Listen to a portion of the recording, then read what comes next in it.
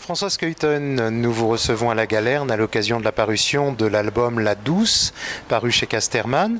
Un album superbe, de dessin à la plume, et qui vous a demandé, je crois, plus de 2 ans de travail. Oui, c'est vrai. 2 ans, parce qu'en plus, 2 ans et demi même, je crois. Si je calcule vraiment tout le temps passé à l'écriture du scénario, qui était, pour la première fois, je l'ai réalisé seul parce que Benoît devait terminer une biographie. Et c'était une occasion donc d'explorer un petit peu la solitude, même si j'avais déjà les histoires que je faisais avec Benoît, on les signait à deux. C'est évident que c'est encore une autre expérience que de le faire totalement en solitaire. C'est une autre façon de travailler pour vous ?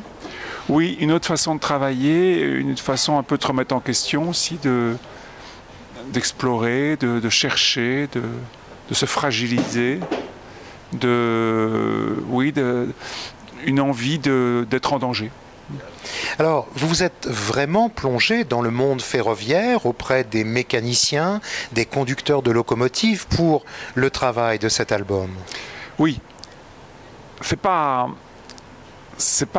une histoire qui a été faite comme ça légèrement en se disant voilà je fais un livre. C'est d'abord un coup de cœur, c'est d'abord une immersion dans un monde qui me passionne, c'est d'abord une fascination, un envoûtement presque. Et naturellement le récit vient parce que vous êtes totalement dans l'univers qui est cet univers ferroviaire sur lequel j'étais depuis plusieurs années. Mais là, c'est mon travail de scénographe qui m'y a amené, pas mon travail de dessinateur. J'avais déjà dessiné des trains, mais c'est parce que je travaille sur le futur musée du train qui sera bientôt ouvert à Bruxelles. Et ça m'a plongé profondément au cœur de ce monde, de ces hommes, de ces fous du ferroviaire. Et ça m'a donné naturellement, le récit est venu naturellement, il a grandi naturellement. Je dirais presque, j'en étais même troublé de voir à quel point il m'a un peu dépassé. Alors cette locomotive dont vous avez travaillé avec la maquette, que vous dessinez dans tout cet album. Et la vraie, parce que... Et la vraie, oui. J'avais une maquette devant moi, mais j'avais aussi le dernier modèle encore existant que je pouvais aller voir et photographier. Donc c'est évidemment cet aspect-là des choses qui m'a intéressé, c'est de pouvoir être confronté au réel. Alors justement, c'est ce que j'allais dire, cette machine, elle a vraiment existé, et c'est une machine, dites-vous, qui est un peu du passé et un peu du futur. Et j'ai d'ailleurs noté cette citation de Victor Hugo que vous connaissez forcément, « Le futur est une porte, le passé en est la clé ». Là, on est vraiment dans ce contexte, avec cette locomotive et votre histoire, du coup, qui nous projette dans l'avenir. Oui, c'est une machine assez étonnante, puisqu'elle est un sommet de technologie. Elle est conçue par un Français au niveau de son aérodynamisme, de son look, je dirais. Et puis c'est un ingénieur belge qui va en concevoir le mécanisme, c'est une Atlantique. Et donc c'est vraiment une parfaite, je dirais, équilibre, un parfait équilibre entre justement une technologie de vapeur encore, mais qui arrive là à son sommet, et une ligne qui appartient à, je dirais, une esthétique des années 30, à ce mouvement qui transforme les voitures, les bateaux, les objets les plus proches, par des designers comme Raymond Loewy et bien d'autres qui participent, je dirais, à modifier l'environnement. Les années 30 sont des années extrêmement intéressantes où on sent basculer comme ça, physiquement, visuellement, un monde. Et elle en exprime vraiment bien les enjeux, cette machine. Elle est vraiment pour moi un emblème de ce que peut représenter la modernité et la fascination pour la modernité. Et c'est vrai qu'elle est intemporelle. Parce que quand on la voit, on a l'impression comme ça qu'elle est un objet du futur dans le passé. Oui. Alors vous avez vraiment ce besoin, je crois, de vous appuyer sur des choses, j'allais dire entre guillemets, du réel, pour imaginer demain, pour créer, j'allais dire, de nouvelles expériences.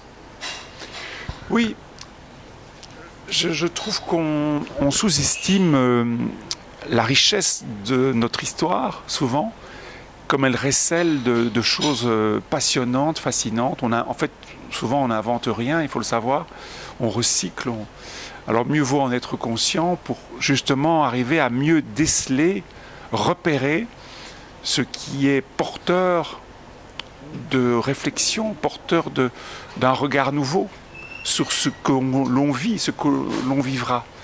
Et c'est souvent dans le passé que je les détecte, mais aussi dans le monde contemporain, parce qu'en fait j'ai l'impression que cette histoire, enfin j'espère que cette histoire est aussi l'écho de ce que je ressens aujourd'hui, sur les basculements de monde, sur les changements, sur les ruptures techniques, technologiques que nous avons, que nous vivons. Vous vous définiriez comme finalement en quelque sorte un explorateur devant votre table à dessin? Oui, le mot explorateur me convient bien. Je trouve que, et d'ailleurs sur cette histoire-là particulièrement, j'avais vraiment l'impression d'avancer un peu dans le brouillard, mais j'aimais bien cette sensation un peu d'être perdu, parce que ça donne un désir accru de chercher la lumière.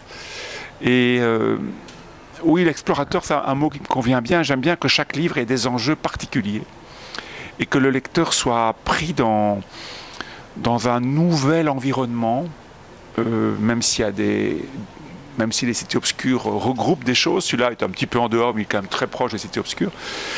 Mais j'aime bien effectivement qu'ils sentent que tout est ouvert, une fois de plus, et que tout est possible aussi. Que le livre peut receler de surprises, d'étonnements. Je pense que c'est nécessaire pour moi en tant qu'auteur que le parcours de réalisation, le parcours où je travaille un récit soit aussi des moments de surprise et d'étonnement. Donc j'essaye de faire en sorte que le récit soit le lieu de moments comme ça, d'émerveillement presque. Donc il faut des sujets qui me motivent très très fort pour arriver à ce que je m'embarque. François Skeuten, pour terminer cet entretien, si vous aviez, dans vos nombreuses lectures de bandes dessinées, une ou deux bandes dessinées, ou voire même un ou deux romans, pourquoi pas, à conseiller à ceux qui nous écoutent, quels seraient-ils? Oh, écoutez, je reviens toujours un peu au même, c'est un peu obsessionnel.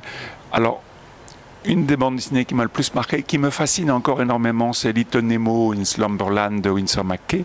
C'est un auteur extraordinaire qui, pour moi, crée presque la bande dessinée aux États-Unis. Enfin, en tout cas, arrive à un tel sommet de perfection, d'humour, de talent graphique, une explosion de couleurs. Mais l'homme me fascine beaucoup aussi, parce que c'est quelqu'un qui invente le dessin animé aussi presque. C'est quelqu'un qui travaille dans le domaine de la presse, c'est aussi un explorateur de médias, et qui relie, il fait des spectacles aussi avec ses films. C'est vraiment quelqu'un qui pour moi est un modèle, parce que justement il a réussi à faire ce qui me fascine, c'est être un petit peu aller au cœur d'un médium et pouvoir en même temps en changer. Ce qui est une très grande modernité, je veux dire, de ne pas se contenter simplement d'être dans son espace, mais d'arriver à comme ça glisser, explorer d'autres domaines avec tant de talent. C'est exceptionnel. Et donc c'est un homme extrêmement moderne. Oui. Merci beaucoup.